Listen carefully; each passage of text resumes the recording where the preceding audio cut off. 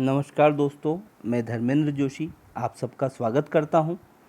दोस्तों, आज की जो हमारी पहली क्लास है वह क्लास हिंदी के प्रमुख रचना और उनके रचनाकार, मतलब हिंदी कौन सी प्रसिद्ध पुस्तकें या कहानी, एकांकी, पत्र पत्रिकाएं हैं जो हमें याद रखना अनिवार्य है, उस पर आधारित है। इस क्लास को आयोजित करने का मेरा पहला कारण ये है कि इससे संबंधित प्रश्न परीक्षा में प्रतिवर्ष 1 से 2 क्वेश्चन पूछे जाते हैं सब इंस्पेक्टर की परीक्षा में। साथ ही ये जो हिंदी वाला टॉपिक है आपको जेल प्रहरी, इसके बाद पटवारी और व्यापम द्वारा सभी आयोजित परीक्षाओं में महत्वपूर्ण रूप से सहायता प्रदान करेगा। जैसा कि आपको हेडिंग दिख रहा है, हिंदी की प्रमुख रचनाएं एवं उनके रचनाकार। तो दोस्तों, सबसे पहले हम बात कर रहे हैं हिंदी में प्रमुख पत्रिका। तो दोस्तों, प्रमुख पत्रिका में सबसे पहली पत्रिका है कवि वचन सुधा। पत्रिका का नाम क्या है? कवि वचन सुधा। इसके लेखक जो हैं या इसके संपादक भारतेंदु हरिश्चंद्र हैं। तो आपको थोड़ा सा इसको याद रखने का तरीका है कि सुधा भारत या सुधा हरीश, ऐसे करके थोड़े से चंक्स के साथ आप याद रखें। इसको डायरेक्ट अगर कवि वचन सुधा भारतेंदु हरिश्चंद्र अगर ऐसे पढ़ेंगे तो कुछ समय के बाद आप मिस कर जाएंगे। तो आप इसमें से कोई भी एक चंक्स ले लीजिए, जैसे सुधा लिया और सुधा के साथ हरीश, तो सुधा वर्सेस हरीश कर दीजिए या एस वर्सेस एच कर दीजिए। दूसरा है ब्राह्मण प्रताप। दोस्तों, दूसरी जो पत्रिका है उसका नाम है ब्राह्मण प्रताप और इसके जो लेखक हैं या इसके जो संपादक हैं वो नारायण मिश्र हैं। तो ब्राह्मण प्रताप के जो संपादक है वो नारायण मिश्र। तो आपको इसको ऐसे याद रखना, PN अगर प्रताप आता है, या फिर एक थोड़ा सा चंक से ऐसे देख लीजिए कि ब्राह्मण और मिश्र। तो थोड़ा सा यहाँ पे जातिगत टिप्पणी होते हुए मैं आपको बताता हूँ कि ब्राह्मणों में मिश्र एक सरनेम होता है, तो ब्राह्मण मिश्र। फिर आता है प्रताप, ओनली प्रताप अगर आता है तो गणेश शंकर विद्यार्थी। दोस्तों, गणेश शंकर विद्यार्थी का जो है भारत के स्वतंत्रता संग्राम में काफ़ी सहयोग रहा है और यह क्वेश्चन आपको हिस्ट्री के पर्पस से भी हेल्प करेगा। हिस्ट्री में भी ये क्वेश्चन कई बार पूछा गया कि प्रताप पत्रिका का संपादन किसने किया, तो आपको बताना है गणेश शंकर विद्यार्थी ने। फिर उसके बाद जो है अगली जो पत्रिका है उसका नाम है हिंदी प्रदीप। दोस्तों, हिंदी प्रदीप जो है बालकृष्ण भट्ट। अब यहाँ पे 2 व्यक्तियों के नाम आपके दिमाग में आते हैं, एक बालकृष्ण भट्ट और एक बालकृष्ण शर्मा नवीन। तो दोस्तों, यह नवीन ना होते हुए क्या है, आपके भट्ट हैं। तो बालकृष्ण भट्ट आपको याद रखना है हिंदी प्रदीप में। तो प्रदीप भट्ट आप ऐसे याद रख सकते हैं। बालकृष्ण को छोड़ दीजिए, हिंदी को छोड़ दीजिए, केवल प्रदीप भट्ट। तो प्रदीप को भट्ट से आपको जोड़ना है। फिर उसके बाद है सरस्वती। ये क्वेश्चन आपसे व्यापम ने SI की परीक्षा में 2 से 3 बार पूछा है कि सरस्वती नामक पत्रिका का संपादन किसने किया। तो ये महावीर प्रसाद द्विवेदी जी ने इसका संपादन किया है। फिर उसके बाद दोस्तों, जैसा कि मैं आपको बता रहा था कि बालकृष्ण शर्मा नवीन, तो यहाँ पे प्रभा जो पत्रिका है उसका संपादन किया था बालकृष्ण शर्मा नवीन ने। दोस्तों, बालकृष्ण शर्मा नवीन जो है मध्य प्रदेश के प्रसिद्ध हिंदी के लेखक हैं और इनकी कई रचनाएं हैं जिन पे हम आगे चर्चा करेंगे। फिर आता है हंस। दोस्तों, हंस नामक जो पत्रिका है उसका संपादन मुंशी प्रेमचंद ने किया था। जैसा कि आप जानते हैं, मुंशी प्रेमचंद को कलम का सिपाही या फिर धनपत राय इनका वास्तविक नाम था और इनकी कई ऐसी रचनाएं हैं जो हिंदी में हमने पढ़ी है, जैसे गबन, गोदान, मंगलसूत्र। जो इनकी ऐसी रचना जो पूर्ण नहीं हो पाई थी, इनके पुत्र ने उसे पूरा किया था। दोस्तों, इसके बाद जो है हिंदी नवजीवन। हिंदी नवजीवन जो है यह पुस्तक या यह पत्रिका जो है महात्मा गांधी की है। एक यहाँ पर एक पुस्तक आपको हिस्ट्री के पर्पस से याद रखना है कि बंदी जीवन अगर पूछ लिया जाए, बंदी जीवन, तो बंदी जीवन जो है सचिंद्र सान्याल की पुस्तक है। फिर दोस्तों, अगला जो है यहाँ पर आपका धर्म युग। दोस्तों, धर्म युग जो है ये धर्मवीर भारती की, जैसा कि इनके नाम में ही है धर्म युग। धर्म युग के जो लेखक हैं धर्मवीर भारती हैं।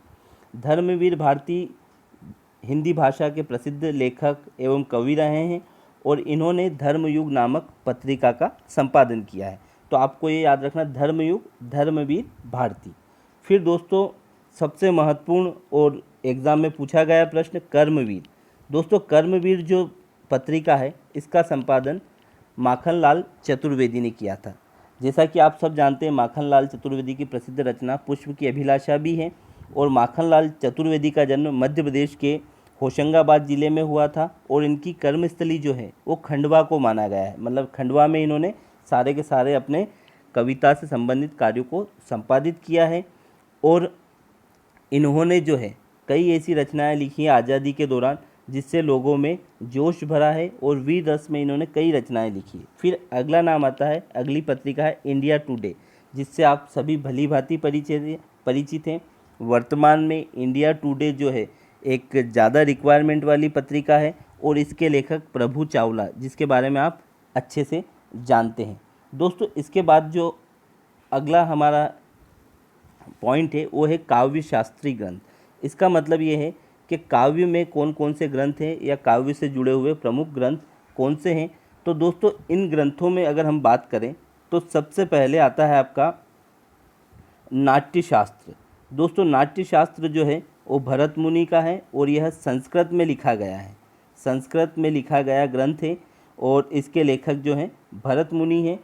इस ग्रंथ को हिस्टोरिकल व्यू से या इतिहास के प्रश्न के आधार पे भी कई बार परीक्षा में पूछा गया है। फिर अगला जो आपका ग्रंथ आता है वो आता है काव्यालंकार, जिसके लेखक भामह हैं, और यह भी परीक्षा में पूछा गया है। फिर अगला जो आपका ग्रंथ है वो है काव्य दर्शन, जिसके लेखक आचार्य दंडी को माना जाता है। आचार्य दंडी जो है काव्य दर्शन के लेखक है, या काव्य दर्श के लेखक आचार्य दंडी है। फिर जो है आपका अगला ग्रंथ है दोस्तों वो है साहित्य दर्पण।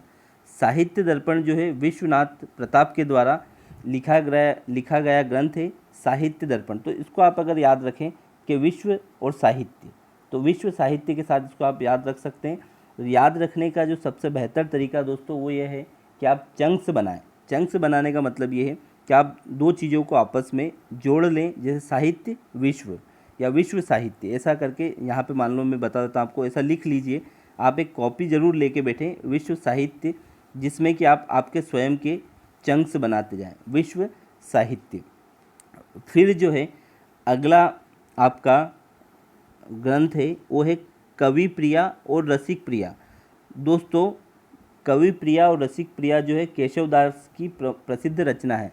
आचार्य केशवदास को कठिन काव्य का प्रेत कहा जाता है, और यह जो है मध्य प्रदेश में बुंदेलखंड क्षेत्र में, जिसको हम बोलते हैं ओरछा, वहाँ से इनका संबंध रहा है। केशवदास को कठिन काव्य का प्रेत कहा जाता है। यह क्वेश्चन भी परीक्षाओं में विगत वर्षों में कई बार पूछा गया है।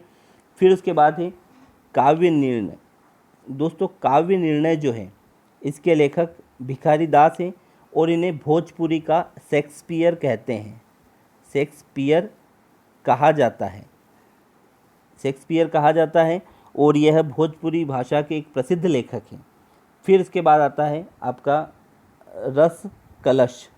दोस्तों रस कलश जो है हरिओद का पूरा नाम है अयोध्या सिंह।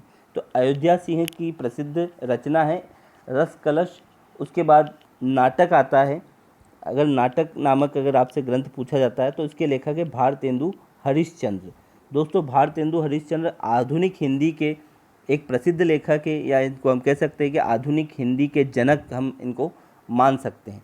फिर अगली जो रचना है वो है चिंतामणि। दोस्तों चिंतामणि जो रचना है इसके जो लेखक है आचार्य रामचंद्र शुक्ल हैं, और आचार्य रामचंद्र शुक्ल जो है आधुनिक समय में भारत के सबसे बड़े आलोचक माने जाते हैं, और इन्होंने लगभग सभी ग्रंथों पर, हिंदी के सभी भागों पर एक अपना विस्तृत आख्यान प्रस्तुत किया है, और उसमें अपनी आलोचनात्मक टिप्पणियाँ भी दी हैं, समालोचना भी इनके द्वारा की गई। एक चीज़ आप ध्यान रखें, आलोचना का मतलब हिंदी में आलोचक नहीं है। केवल आलोचक वह व्यक्ति होता है जो किसी भी बिंदु पर एक व्यवस्थित व्याख्या प्रस्तुत करे और उसकी बुराइयों से अवगत कराए, ना कि बुराइयों का प्रचार करे। तो किस जगह कौन सी कमी है उसको हिंदी में बताने का श्रेय आचार्य रामचंद्र शुक्ल को जाता है। फिर दोस्तों अगला जो आता है प्रमुख उपन्यास। तो प्रमुख उपन्यास में दोस्तों सबसे पहला उपन्यास है परीक्षा गुरु। दोस्तों यह हिंदी का प्रथम उपन्यास माना जाता है और इसके जो लेखक है लाला श्रीनिवास दास हैं। परीक्षा गुरु पहला उपन्यास जिसके लेखक लाला श्रीनिवास दास है।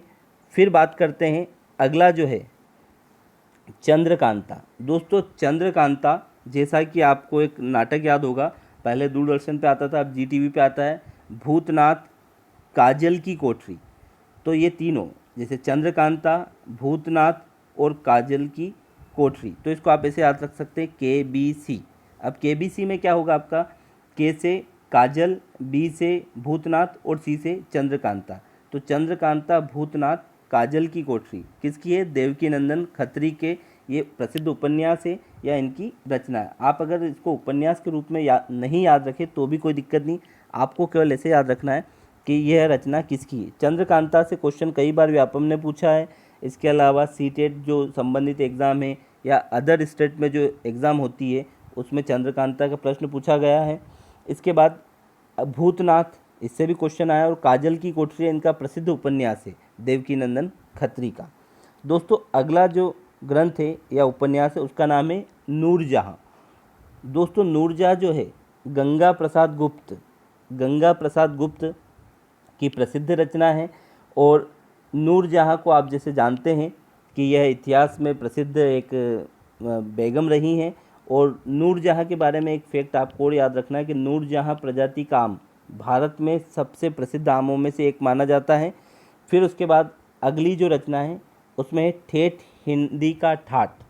दोस्तों ये क्वेश्चन मैंने व्यापम के जो पुराने क्वेश्चन पेपर देखे हैं उसमें देखा है कि ठेठ हिंदी का ठाठ के लेखक कौन है। तो इसका जो लेखक है अयोध्या सिंह उपाध्याय, या जिसको हम हरि ओध के नाम से जानते हैं, इनकी ये प्रसिद्ध रचना है। दोस्तों फिर अगला जो है अगली रचना है उसमें जो है आपका सबसे महत्वपूर्ण वो है प्रेमा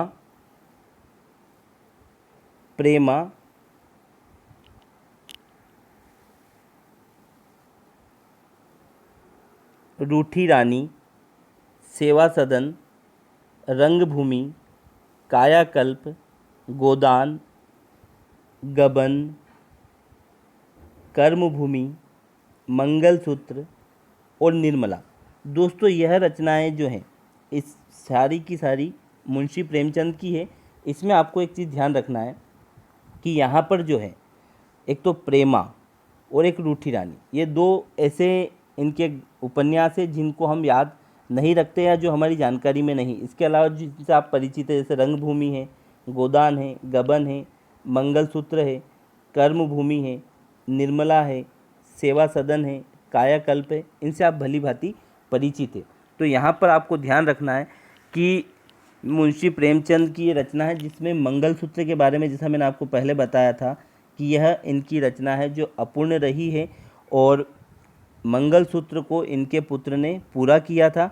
इसके अलावा ये क्वेश्चन कई बार पूछा गया है कि निम्नलिखित में से कौन सी रचना है जो मुंशी प्रेमचंद के द्वारा अलिखित है या अपूर्ण थी। तो मंगलसूत्र है। इसको आप ऐसे भी ध्यान रख सकते हैं कि मुंशी प्रेमचंद मंगलसूत्र पहनाते हुए चले गए। ये इसको याद रखने का तरीका है। मुंशी प्रेमचंद का वास्तविक नाम धनपत राय है। इन्हें